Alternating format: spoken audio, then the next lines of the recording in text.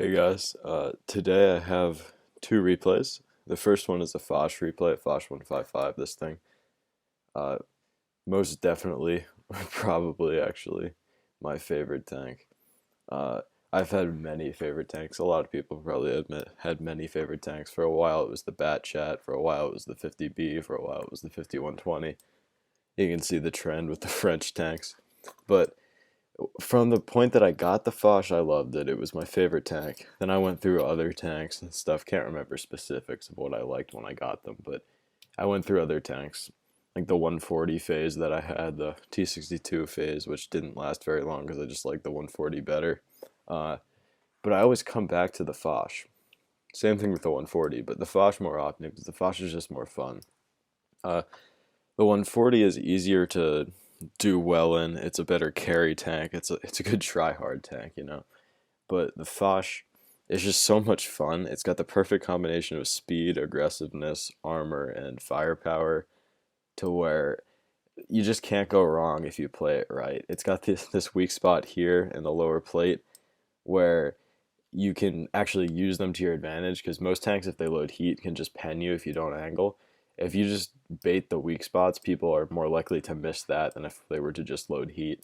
So there's a lot of fun things like that. And also, you pull up on somebody and in 7 seconds you do 1100 damage, and you can trade that for 0 damage in return because of your armor. And you see tier 9s. So this first replay, it's just a perfect example of how the Foch plays. You can just be so aggressive with it as long as you're not the focus fire target. As soon as you start getting shot at and you start relying on the armor, this thing becomes not the ideal tank, even though it is known for its armor. So, without further ado, we can watch the replay. Okay, so here's the replay. I am with a clanmate from Shiro in their STB1.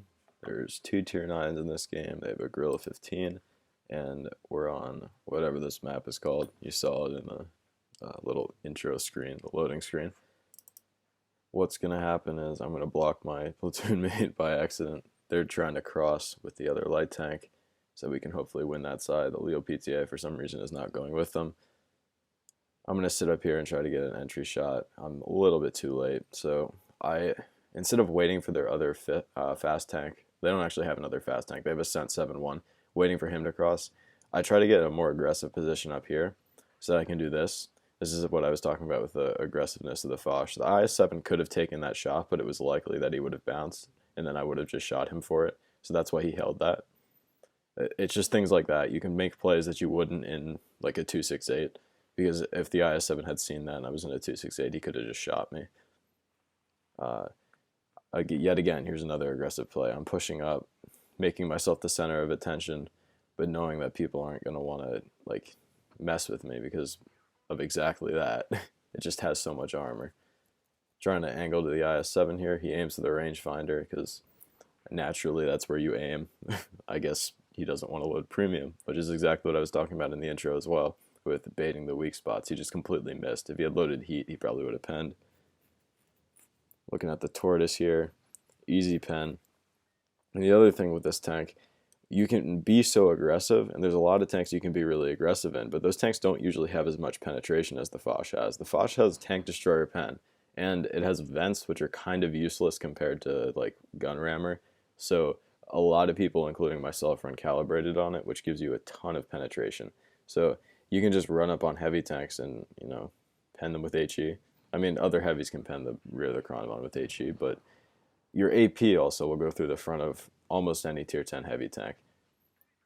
Pretty much, yeah, any tier 10 heavy tank except for the mouse's upper front plate, maybe a VK90. You just load heat and then everything's gray as well. Obviously, I'm being a little reckless here just because we've already put out so much damage and the enemy team is like so confused. This game's over because they just don't have positioning. My platoon mates absolutely wrecking them on the other side, so they don't have the crossfire, and we're about to have the crossfire. I've already done 4,000 damage, and there's 5 tanks left, so I'm actually excited at this point because I know how much damage I have, and I know how much damage there's left in the game. And this is one of those moments where I'm watching it slip away, and I'm trying to be as aggressive as possible to get it out so I don't lose any potential. Unfortunately, I get a low roll from that. 458's low for a Foch, any tank destroyer. But, I'll take the hit. Like, it doesn't matter if it's low. I'm just trying to get these shots out. I see the full health Centurion here, and the only reason that I don't go for the grill, well, I don't leave the grill and go for the Centurion is because if I get HE'd by the grill, then I lose almost all of my HP. He could even one-shot me. He does 1300 on a max roll. So I shoot him and immediately reload, and then I'm expecting the scent to be all the way over there, but he's right here. So, just bring the damage to me. Thank you. And he doesn't even back up. I snap him around the corner and I hit his ammo rack. Right here, I'm thinking, okay, I got to aim for the ammo rack. I got to aim for the ammo rack. Is it right or left side? I hit middle and ammo rack him. I'm pretty sure if you're looking at him, the ammo rack is on the left side, and I hit like more to the right, but I still got the ammo rack. It's okay. Whatever. 1632 base XP, 6700 damage, ace tanker, high caliber. We had a teammate do 0 damage and we still carried. Only 85 damage assist, but I'm in a tank destroyer, so any more than that and you're not really fulfilling your role properly. But yeah, that's just an example of how aggressive I like to play in the Foch and how it can pay off. And you can see I'm not just YOLOing in, I'm strategically putting myself in places to where the enemies are already focused on somebody else.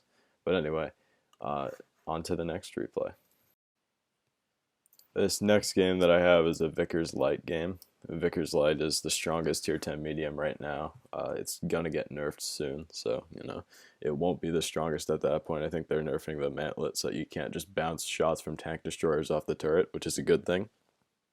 This replay, I have to bring it from my phone because I played it on my phone on mobile, because I like practicing light tanks on mobile because I think they're the hardest to play on a smaller screen. So in order to stay like on top of my mobile gameplay for when like the Prove Your Skill tournaments come around in the spring, I want to be ready for it. So it's just a thing that I like to do that a lot of people, if you're looking forward to doing Prove Your Skill or you're assuming that you're going to do it, then you should probably do it as well. Just play light tanks and stuff on mobile, improve your aim, improve your map awareness, because they take both of those things, and your driving. Driving is the thing that I have the biggest issue with right now, but I'll unrust sooner rather than later.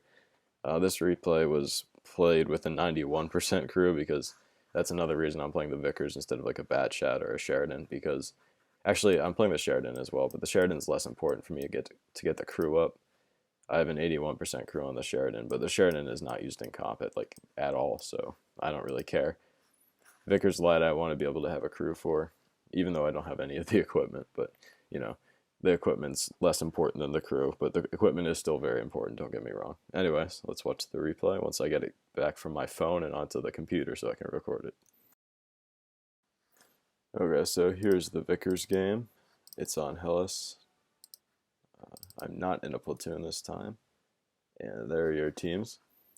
We've got a grill, they have a Sheridan, Batchat, so they have 3 medium/light tanks. 2 of them are light tanks, so I'm expecting to have some pretty quick competition up here, because I'm going right side, obviously, in a light tank. I get outspotted crossing. I shouldn't have skipped that. I was crossing where the mediums are now, and I got outspotted by something, so I'm assuming it's the Batchat or the Sheridan. I wait a little bit for my camo to reset, peek that, see if I get spotted from there. I don't, so I move up to where the T-54 is. At this point, I'm being very cautious because the enemy team could still be here. Now I know that they're not here because I peeked that. But a lot of times you'll get ambushed on Hellas because, let me pause it after I take this shot that somehow misses. A lot of times the enemy heavies will be coming up through here, and your team will be going this way completely, and there'll be nobody in middle to spot this angle. So everyone will come up to here, and then you'll have like a light tank go to here and peek this, and there'll be like 5 heavy tanks, and he'll just get destroyed. Or your heavy tanks are being super passive over here. You're in a light tank, you don't see anyone right here, and you're waiting and you're waiting, and you push up here, and all of a sudden their mediums are over here, and their heavy tanks are over here, and you just die because they all rush you. You have to be really careful in Hellas because there's weird angles that people just don't spot. So I was a little bit cautious there. Thankfully I didn't get caught out, so I actually have a game. Just going to push in on this IS-8 because there's no reason not to. You can see I third person a lot on mobile just because I have the auto aim turned on for third person but not in scope, because I don't like it in scope. I like it when you're moving around, stuff like that. It's easier to just put your cursor or your finger where you want the shell to go and just have the game do it for you. But I like to be able to manually aim shots like this. Now I'm using the Hesh here that comes with the Vickers, which is really nice. You can do a ton of damage to heavy tanks from the rear, like the E5 and stuff like that.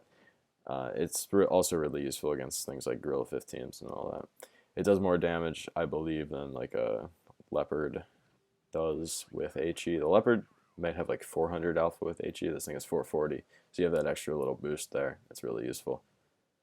I'm just trying to get as many shots into these guys as I can as they push up, because I know if they just rush me, I'm dead, because I'm basically the front line here. I don't want to be front lining in a light tank.